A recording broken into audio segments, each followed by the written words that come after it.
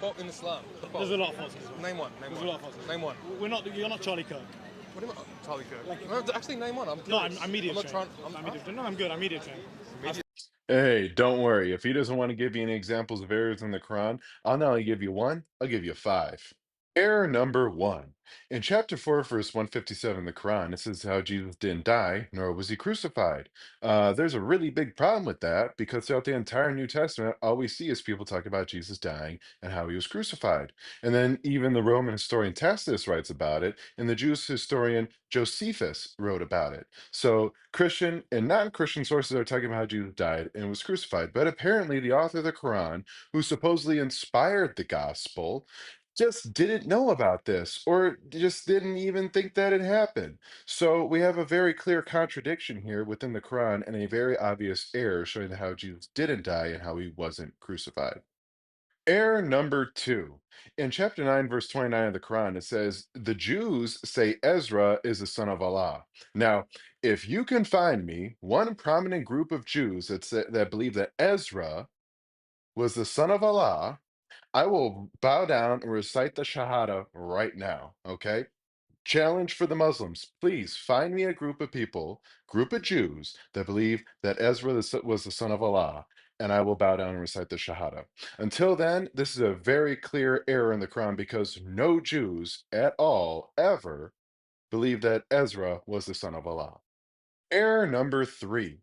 In chapter 19, verses 27 through 28 of the Quran, it says how Mary, the mother of Jesus, was the sister of Aaron, who was the brother of Moses. Now, if Mary, the mother of Jesus, was 1400 years old, which I don't think she was, then this is a very clear and obvious error of the Quran that the author of the Quran didn't know that Miriam, who was the sister of Aaron, was different from Mary, the mother of Jesus. So very, very obvious error in the Quran.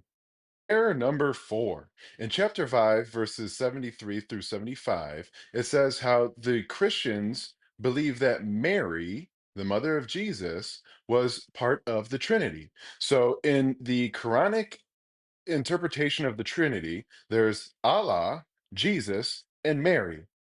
Now, I don't know any Christian who believes that Mary is part of the Trinity, except maybe Catholics who worship Mary, but that's a different story for a different day. But even then, they wouldn't consider Mary part of the Trinity. So, very clearly, the Quran had no, or whoever was the author of the Quran, had no idea what Christians actually believe. They probably thought, oh, Jesus is the son of Allah. They say how Allah's the father, so Mary must be the mother.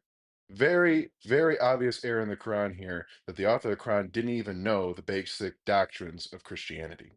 Error number five. Now, this actually is one of my favorite ones here. In chapter 18, verse 86 of the Quran, it says how the sun sets in a muddy pool of water, and there are people there where this sun sets. Now, I'm no astronomer, I'm no expert of the planets or the solar system, but I don't think it takes an expert to know that the sun does not indeed set in a muddy pool of water, and there are no people where this sun sets. So, unless Muslims can prove to me that they do, or that there is a place where the sun sets in the muddy pool of water, there's a very clear error in the Quran. How did the God of the universe not know where the sun sets?